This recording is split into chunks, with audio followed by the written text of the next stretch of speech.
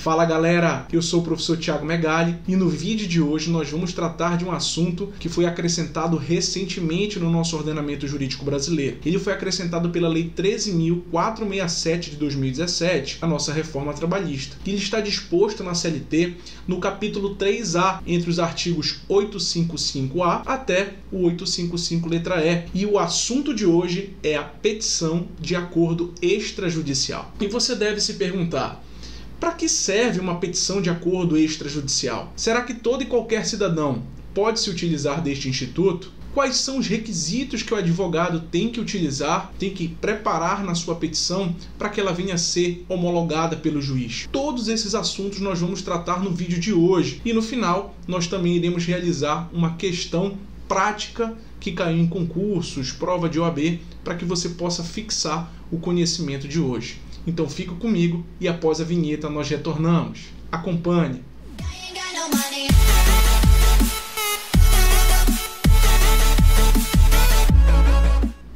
Antes da reforma trabalhista, ou seja, da Lei 13.467 de 2017, o empregador ele não tinha qualquer garantia de firmar um acordo extrajudicial com seu empregado. Por quê? Este empregado poderia comparecer futuramente à Justiça do Trabalho e fazer o ajuizamento de uma reclamação trabalhista. Com o intuito de evitar esse tipo de prática no passado, ou seja, antes da reforma trabalhista, era muito comum serem ajuizadas as lides simuladas. E você pode virar para mim e perguntar: mas professor, o que é uma lide simulada? A lide simulada, o próprio nome já está dizendo, era quando as duas partes, empregado e empregador, contratavam, por exemplo, dois advogados distintos e ajuizavam uma reclamação trabalhista perante a Justiça do Trabalho. E no momento que elas compareciam na audiência, elas já tinham firmado previamente uma proposta de acordo. E na abertura da audiência, o juiz perguntava, ou então o conciliador: existe uma proposta de acordo? E as partes, conforme já tinham tratado fora da sala de audiência,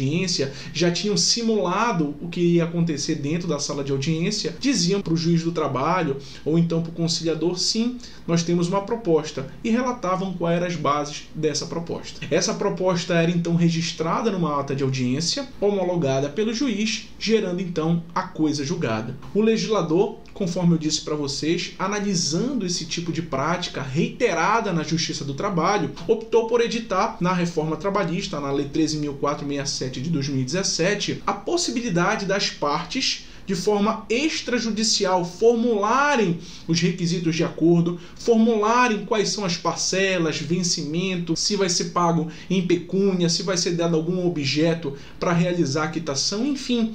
A Justiça do Trabalho criou essa possibilidade das partes, devidamente representadas por advogados, formularem esses pleitos e submeterem para a Justiça do Trabalho apenas para que seja realizada a homologação, apenas para que o juiz possa analisar os termos da petição e realizar a sua homologação, gerando então a coisa julgada. Então nós vamos analisar, acompanhe comigo agora, o dispositivo que trata exatamente sobre essa possibilidade que foi acrescentada na reforma trabalhista. Vem comigo. Nós vamos analisar agora exatamente a questão da reforma trabalhista no que tange ao processo de homologação de acordo extrajudicial. E antes de mais nada, é muito importante nós fazermos análise do artigo 855B da CLT, que diz: o processo de homologação de acordo extrajudicial terá início por petição conjunta, sendo obrigatória a representação das partes por advogado. Parágrafo 1º. As partes não poderão ser representadas por advogado comum. E o parágrafo 2º. Faculta-se ao trabalhador ser assistido pelo advogado do sindicato de sua categoria. Pessoal, após realizarmos a leitura do artigo 855B da CLT, nós temos que analisar uma pegadinha de prova muito recorrente aí na OAB, em concurso público, inclusive é tema de um dos vídeos do nosso canal, que é justamente a questão do jus postulante. Nós temos que parar para nos perguntar: caberá jus postulante no processo de homologação de acordo extrajudicial? Será que o jus postulante ele pode ser utilizado, pessoal, no momento de realizar uma petição conjunta de homologação de acordo extrajudicial? Se nós pararmos para realizar a leitura com bastante atenção do artigo 855B, a gente vê que na parte final do caput do artigo ele diz: sendo obrigatória a representação das partes por advogado. Então, pessoal, nós analisamos nesse primeiro momento que o jus postulante ele não é cabível na homologação de acordo extrajudicial. Sempre as partes, tanto empregado quanto empregador, têm que estar devidamente representadas pelos seus respectivos advogados. Então fica essa pegadinha de prova, para que a gente possa prestar atenção e não vir a errar isso, tanto na aplicabilidade prática quanto na aplicabilidade em provas. Beleza, pessoal?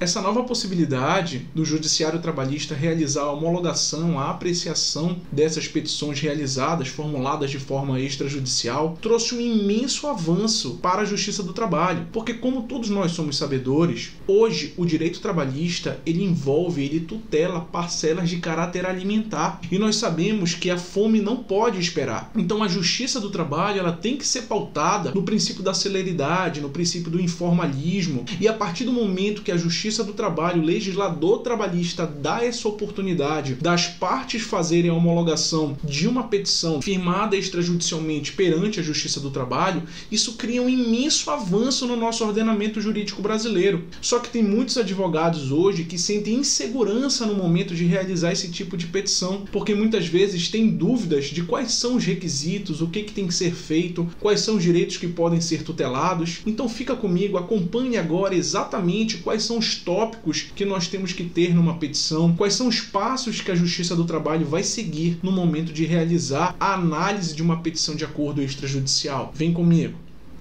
Olha só, pessoal, vamos analisar agora os elementos que tem que conter na petição de acordo extrajudicial para que ela venha a ser regularmente, devidamente homologada pela Justiça do Trabalho. Acompanhe comigo a leitura. A petição inicial deverá conter a identificação do contrato ou relação jurídica, as obrigações pactuadas, valor, tempo e modo de pagamento, a cláusula penal, que é justamente a estipulação de multa, o valor da causa, bem como a atribuição de responsabilidade pelos recolhimentos fiscais e previdenciários. Então todos esses elementos, esses pressupostos de admissibilidade, eles têm que ser observados pelos advogados no momento de formularem, no momento de peticionarem em conjunto para a Justiça do Trabalho. Uma outra informação importante que nós temos que ter em mente é o que está disposto lá no artigo 855, letra D da CLT. Hoje a audiência num processo que vai homologar uma petição extrajudicial, ela não é obrigatória, mas os centros judiciários de métodos consensuar de solução de disputas, eles podem sim, pessoal, fazer uma audiência para ouvir as partes, para verificar se realmente essa é a intenção delas de fazer a homologação de um determinado acordo, mas nós temos que ter em mente, tanto para a questão de prova quanto para o lado prático, que a audiência hoje ela não é obrigatória para que a Justiça do Trabalho venha a realizar a homologação dessa petição. Um outro requisito importante, né, pessoal? Os juízes poderão atuar diretamente nas audiências ou por intermédio de conciliadores, sempre com supervisão do magistrado, que é o único competente para homologar o acordo. É lógico, né, pessoal? Hoje, a Justiça do Trabalho ela conta com conciliadores, com aquelas pessoas que vão intermediar as audiências, mas o único que tem o poder de homologar, de realizar a homologação desse acordo, ou seja, de tornar ele efetivamente executado no caso de um descumprimento, é o magistrado, é o juiz do trabalho. Um outro elemento importante, a ausência injustificada de qualquer requerente na audiência provocará o arquivamento do processo com extinção sem resolução do mérito. Então, pessoal, caso seja marcada uma audiência para que as partes venham a ser ouvidas, e uma delas faltar, automaticamente esse processo vai ser arquivado e vai ter que ser peticionado novamente em conjunto pelos advogados a petição de acordo extrajudicial para se formalizar um novo processo e então ser marcada uma nova audiência. Outro requisito importante, pessoal, não serão expedidos alvarás para a liberação de FGTS e seguro-desemprego, por não se tratar de jurisdição contenciosa. Cabe ao empregador assegurar ao empregado acesso aos respectivos benefícios. Então, pessoal, é muito importante para você, advogado, no momento que for realizar essa petição de acordo extrajudicial, ela não pode versar sobre liberação de FGTS e as guias de seguro-desemprego. Caso o empregado tenha direito a receber esses benefícios, ele tem que ser previamente disponibilizado pelo empregador, porque se você botar esse requisito na sua petição, certamente ela não vai ser homologada. Um outro elemento importante, os acordos homologados são títulos executivos judiciais. A execução deve ser processada perante o juiz da vara do trabalho de origem. O que significa isso, pessoal? Uma vez homologado o acordo, e como nós vimos aqui no nosso tópico 1, foi estipulado uma multa no caso de descumprimento, e se esse acordo ele não vier a ser cumprido, automaticamente vai ser gerado um título executivo judicial, e ele pode ser perfeitamente executado perante a Justiça do Trabalho, e aí nós iremos iniciar um outro processo de execução que vamos tratar futuramente em um outro vídeo. Essas e outras normas, pessoal, elas foram publicadas recentemente pelo Tribunal Regional do Trabalho da 2ª Região, e elas não têm a finalidade, não têm um condão de vincular os demais tribunais. Elas servem apenas como normas balizadoras para que o advogado, no momento que for realizar sua petição de acordo extrajudicial, não venha a ter nenhum tipo de dúvida de que ela futuramente pode vir a ser homologado pela Justiça do Trabalho. Só que cada tribunal vai ficar responsável por sistematizar, por informar quais são os requisitos necessários para que essa petição venha a ser homologada perante a Justiça do Trabalho. Eu vou deixar aqui embaixo, pessoal, no link da descrição do vídeo, o site do Tribunal Regional do Trabalho da 2ª Região, para que você possa verificar esse e os outros requisitos que são exigidos pelos tribunais hoje para que venham ser submetidas e homologadas à petição de acordo extrajudicial. Agora, pessoal, eu gostaria que você ficasse comigo e prestasse atenção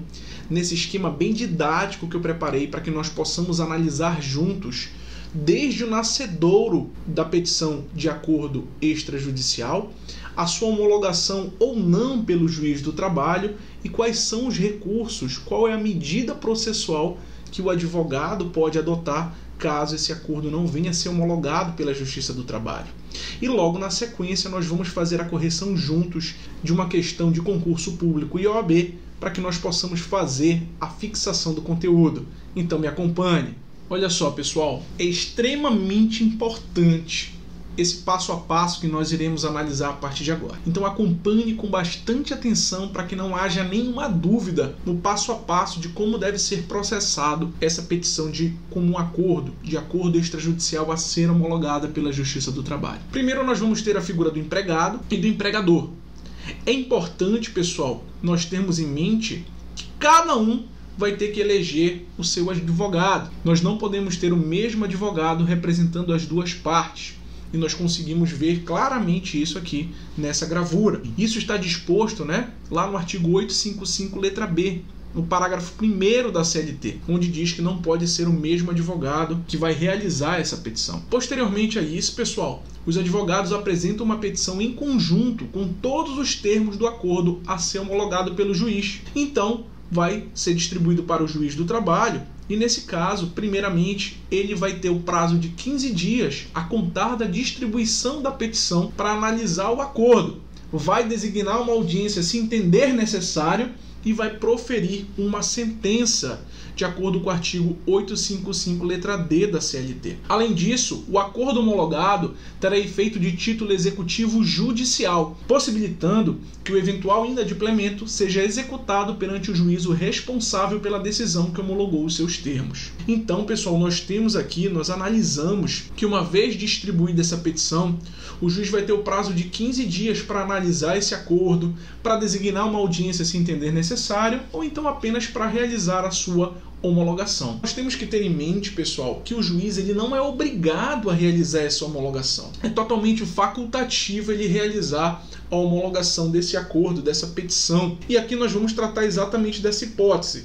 Caso o juiz não realize a homologação do acordo extrajudicial, o que vai acontecer, pessoal? A gente se pergunta, caberá algum recurso? Será que vai caber algum recurso contra essa decisão que não homologou esse acordo? De acordo com o artigo 895, inciso 1 da CLT, caberá o recurso ordinário, pessoal? E esse recurso ordinário, ele vai ser distribuído, vai ser analisado pelo Tribunal Regional do Trabalho, que vai poder fazer a sua reforma ou então manter os mesmos termos da decisão do juiz da vara do trabalho. Então, pessoal, com esse esquema que nós acabamos de montar, ele fica muito claro o passo a passo que vai ter que ser processado até que nós tenhamos a homologação pelo juiz do feito. E para dar continuidade, nós vamos resolver aqui essa questão. Diz o seguinte: José da Silva, que trabalhou em determinada sociedade empresária, de 20/11/2018 a 30/4/2019, recebeu apenas parcialmente as verbas rescisórias, não tendo recebido algumas horas extras e reflexos. A sociedade empresária pretende pagar ao ex-empregado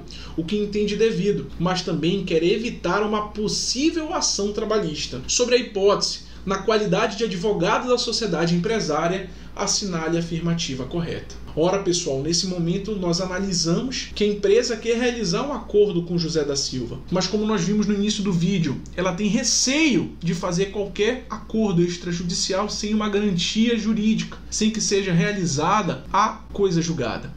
Então nós paramos para analisar essas alternativas e vamos verificar que a nossa letra B está em negrito aí para vocês, é a alternativa correta. Ou seja, deverá ser instaurado um processo de homologação de acordo extrajudicial proposto em petição conjunta, mas com cada parte representada obrigatoriamente por advogado diferente. Nós temos essa alternativa como sendo, portanto, a nossa alternativa correta para gabaritar essa questão. Então, pessoal, no vídeo de hoje nós tratamos sobre a nossa petição de acordo extrajudicial, que pode ser submetida para a Justiça do Trabalho realizar sua homologação, desde que cumprido todos os requisitos do que nós vimos no vídeo de hoje. Espero que vocês tenham gostado, aproveitado, deixe seu comentário, curta, compartilhe esse vídeo e deixe a sua sugestão. Não se esqueça que toda semana, às segundas-feiras, nós teremos vídeos novos no canal, tratando de assuntos recentes, assuntos polêmicos no direito do trabalho, para que você possa acompanhar, se atualizar e ter a CLT de uma forma descomplicada. Um forte abraço e até a próxima!